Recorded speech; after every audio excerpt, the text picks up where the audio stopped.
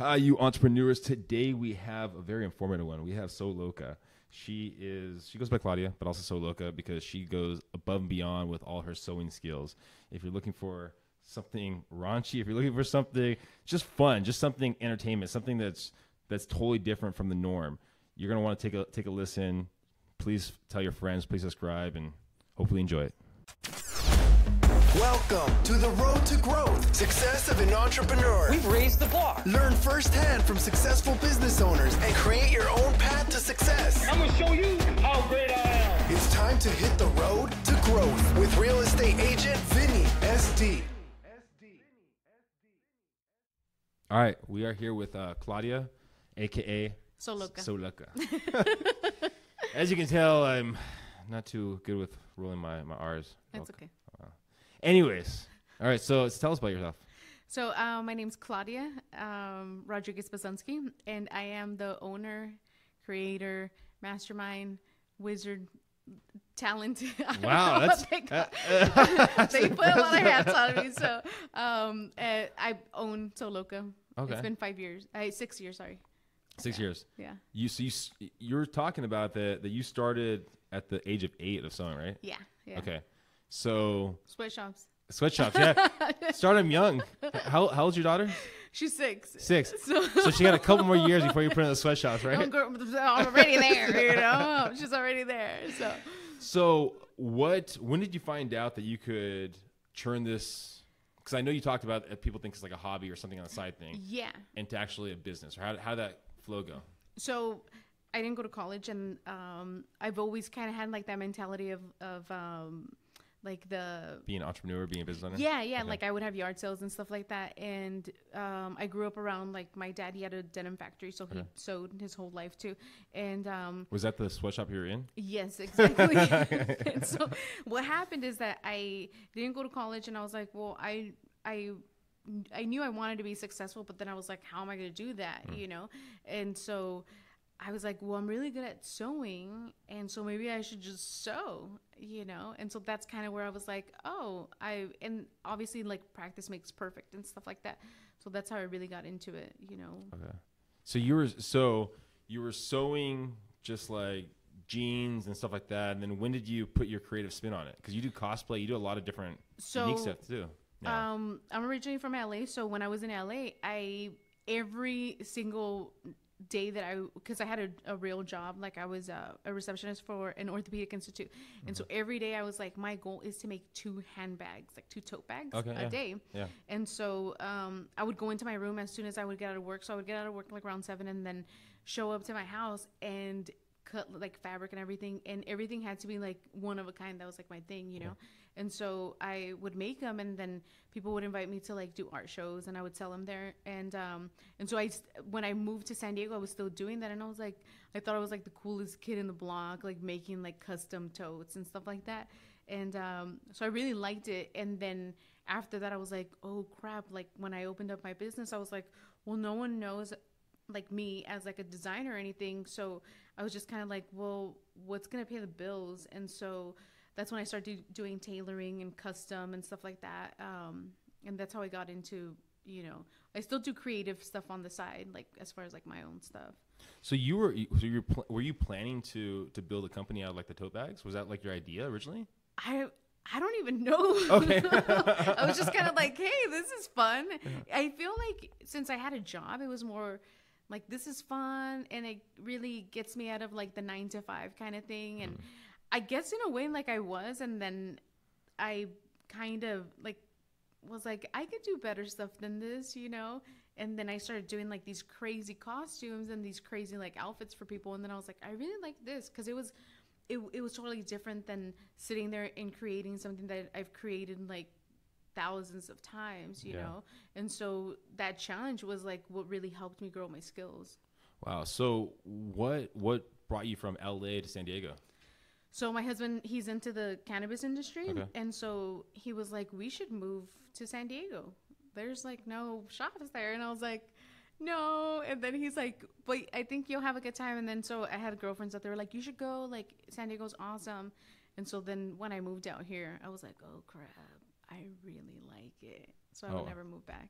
But so, yeah. So was it pretty scary? Because did you know you're going to switch over to starting your own business when you come down here, or were you going to look for another job? Well, I got like sold that dream of like, come out here with me and I'll take care of you kind of thing.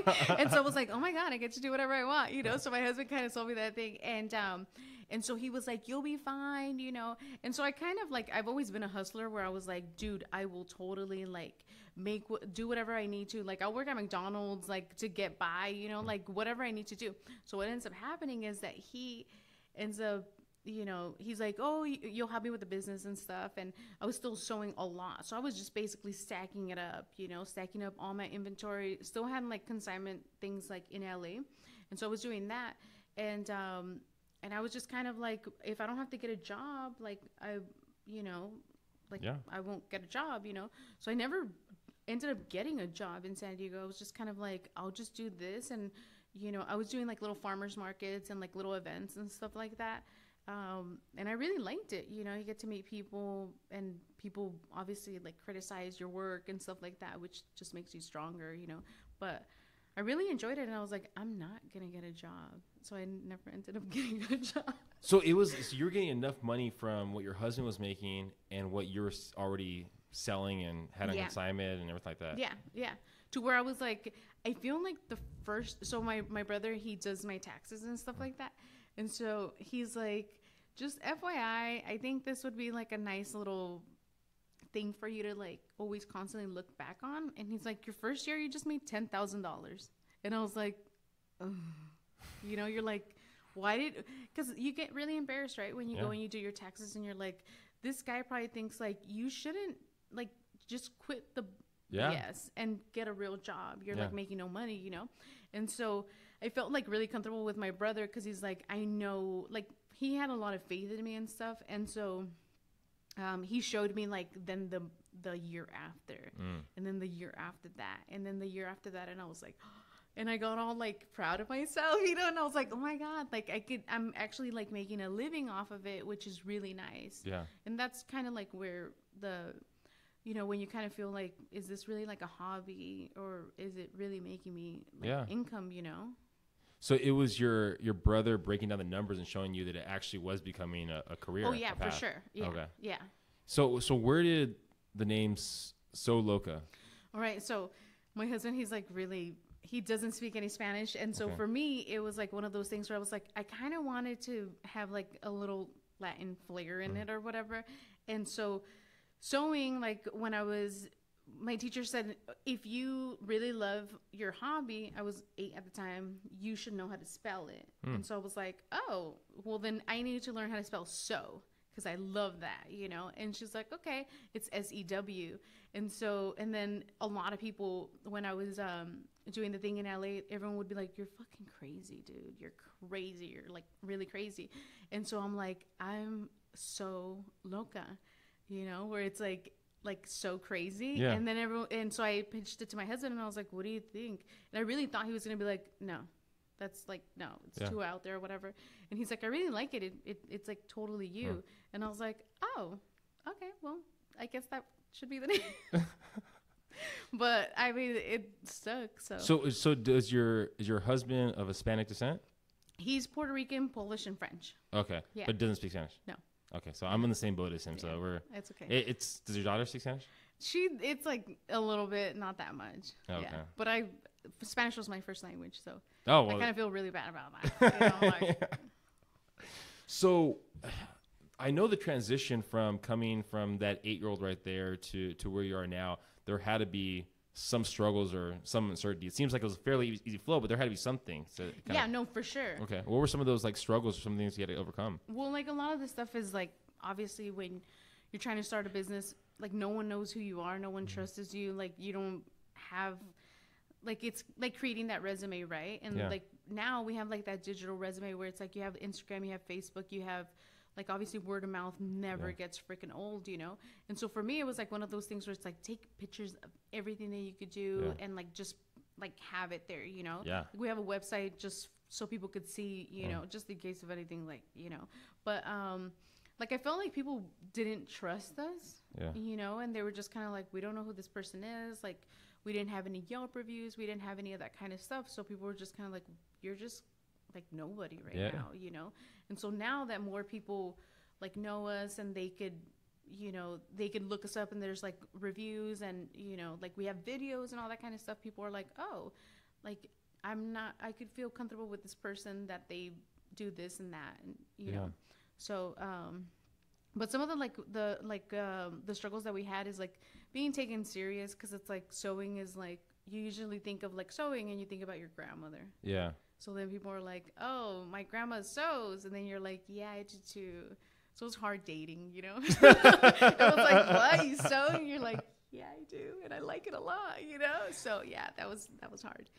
So have you like, and I have no clue, this is just totally off the cuff, is there a trendier word of saying you're a sewer, or is there like something? Okay, so I'm like a nerd. So I have all these podcasts I listen to, right? And so one of them is like a sewing podcast. I know, it's like really embarrassing to say, but so they're hip.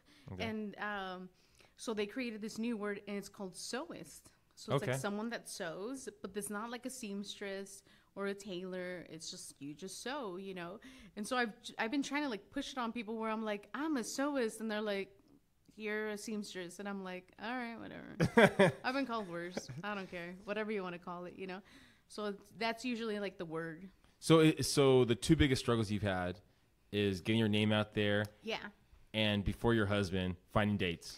Exactly. Yeah. Especially with like, hey, you know, what are your hobbies? And you're like, so I think like now if I was like on Tinder, I would be like, oh God, for sure it would be like a dry, you know, I would just do really bad. So I'm very glad I'm married. I would just fail there, you know.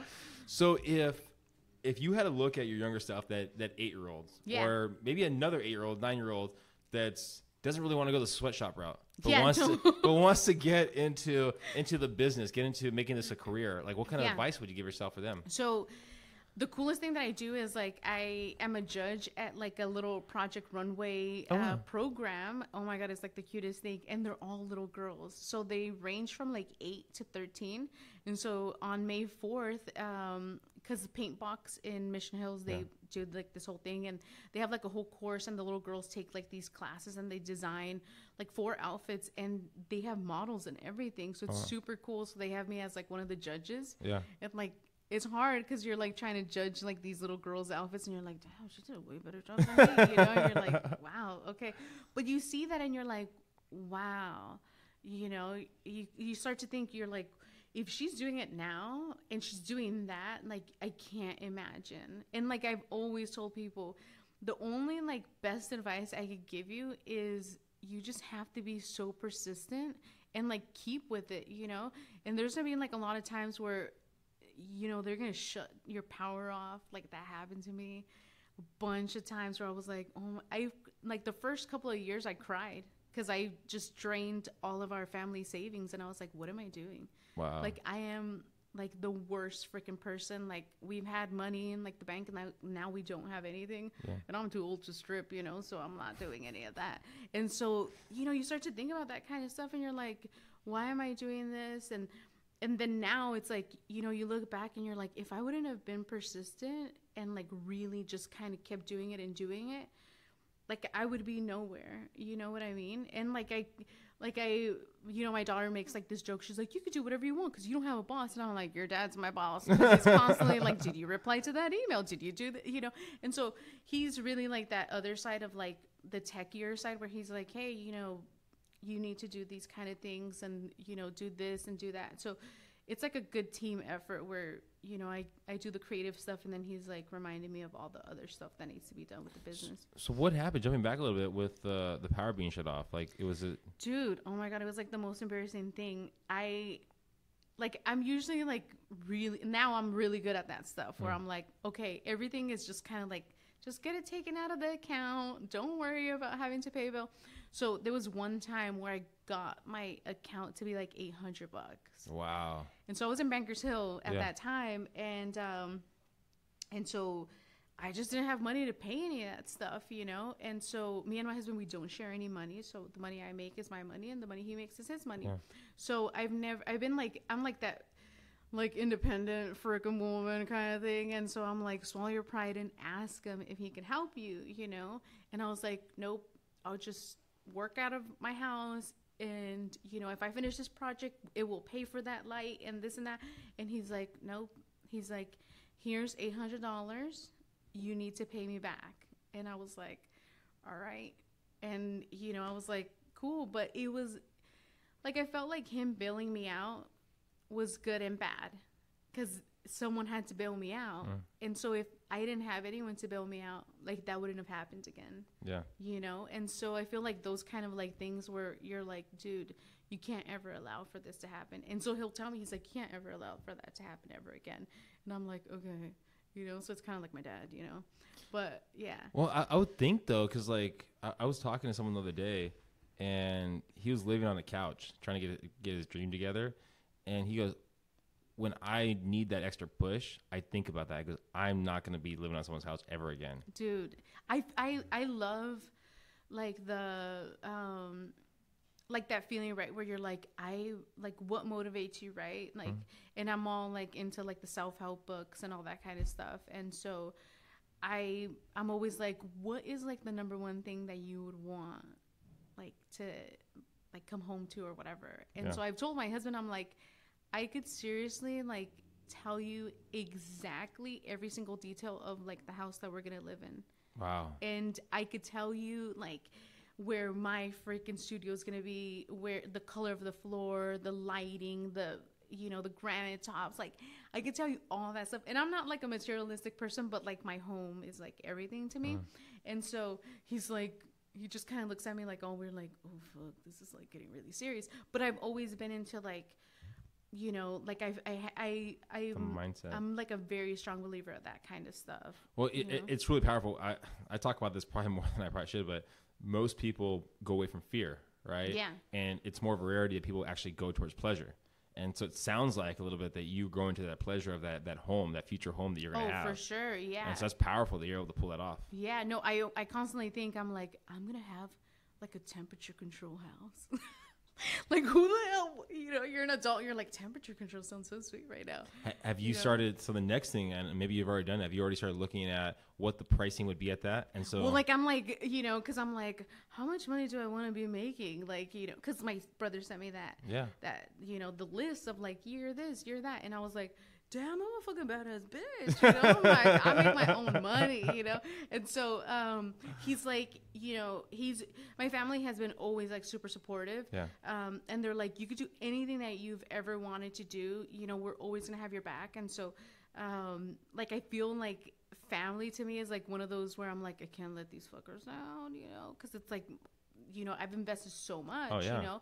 And so I had talked to one of my friends because he's like a realtor and stuff like that. And then he was like, you know, comfortably speaking. And I was like, and so I sat down with my husband and I'm like, so this is what we're looking at. And he's like, oh, okay. And I'm like, but we'll do it. And he's like, and so you could tell that he's just kind of gets a little nervous. Like, he's like, you're crazy, you know? But I'm like, I mean, I'm not like, I don't drive a crazy car. Like, I'm very like humble in that sense. Frugal. But it's like where I want to live is like obviously comfortable. Yeah. You know, like I want to. Well, it gives you that extra push to make. Exactly. Like for me, it's like I want to have like a nice place where it's like at the end of the day, I could just kind of like go, you know? So I was just thinking about this right now, that if you do the sewing business on a daily basis. Yeah.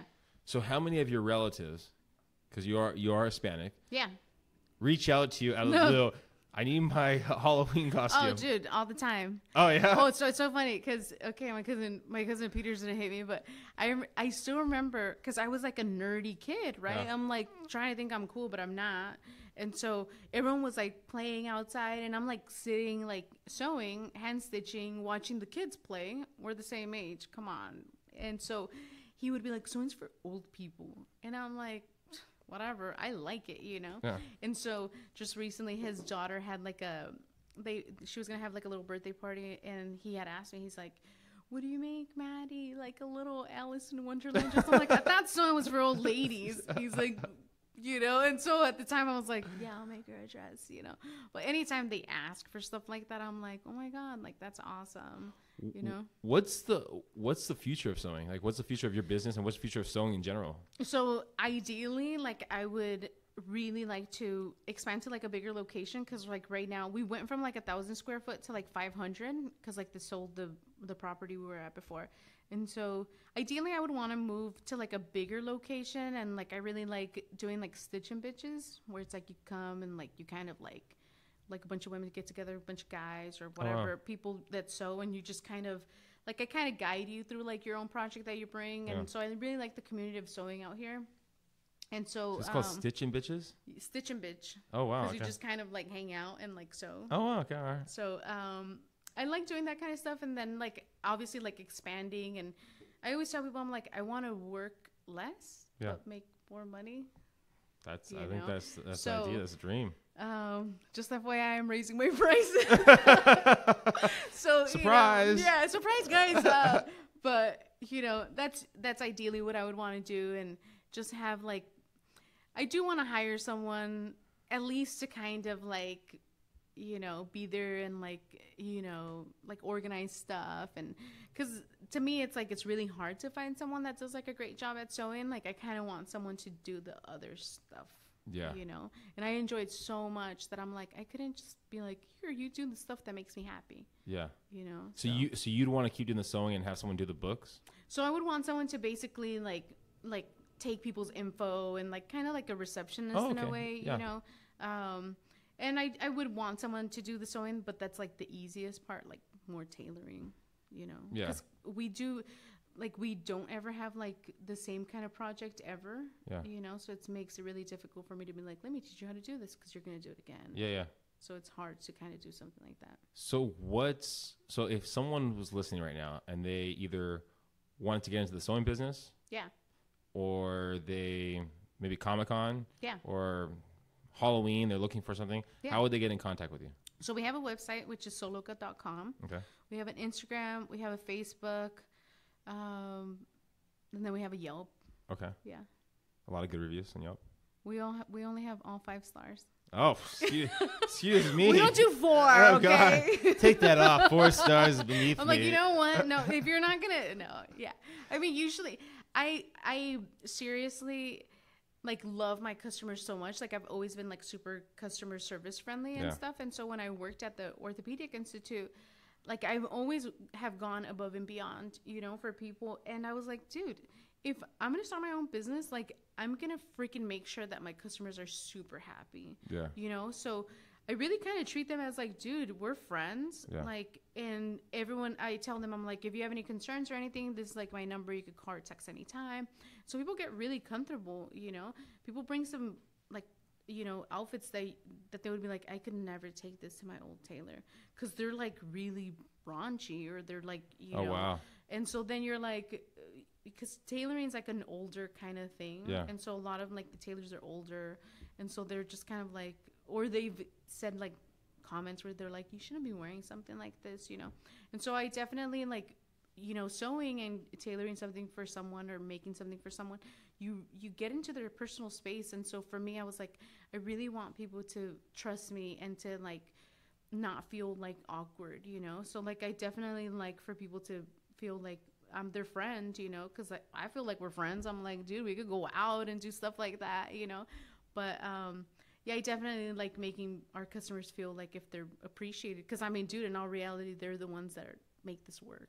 So if you're looking to make a raunchy dress or a raunchy outfit, hit Sew Loka. You know? I mean, we do that all the time. What's like a nugget, and you can nerd out as much as you want, just one nugget, if you have a nugget, for someone in the sewing industry, or maybe someone trying to do it for a hobby. Is there a nugget of something that you've learned that, like, just when you're tidbit or something like that, or so best advice, if you're trying to learn how to start sewing or anything, or you just have a machine and you're like, how do I do it? Like, just always constantly keep doing it. Like, play with your machine. We play with our phones. We get better at them. And go to like yard sales, go to swap meets and buy fabric there, because fabric's really expensive, you know? So I always tell people, I'm like, go to like a yard sale, go to like a swap meet, get fabric for like $1 and just really mess with your machine. Like don't follow any of the rules that YouTube tells you, like you're supposed to cut this at this, or you're supposed to do, because it's like you're really limiting yourself on like what you can do. A lot of designers, what they do, they're like, I like it, and then all of a sudden people are like, well, I like it too, and they cut like against every single little thing. And so for me, I'm like, look, if I'm gonna do it, like I want to do it how I want to do it. And I feel like in the sewing world, there's so many like you can't do that, or like this is the wrong way of starting. And for me, I'm like, just start. It's like, how are you putting, like, you can't do it like that on something that you're basically should be able to have creative freedom for. Fair enough. Well, hopefully all you entrepreneurs were able to get some good tidbits. All you listeners out there, if you're in the San Diego area and you're looking for an outfit to be very raunchy, this is a no judgment free zone. Sew Loka. Yeah. No judgment. Whatever you're looking to get done, she'll take care of you. For sure. We'll take care of it. Instagram, Facebook, and look her up on Yelp. Yeah. All right. Please tell your friends, please subscribe, and again, tell your friends. Yeah. Thanks. Thank you. Thank you for listening to The Road to Growth, Success of an Entrepreneur. Please like, subscribe, and stay connected. Visit www.VinnieSD.com. Yeah, I created a website. Hope to see you again next week. Team Vinnie SD, signing off.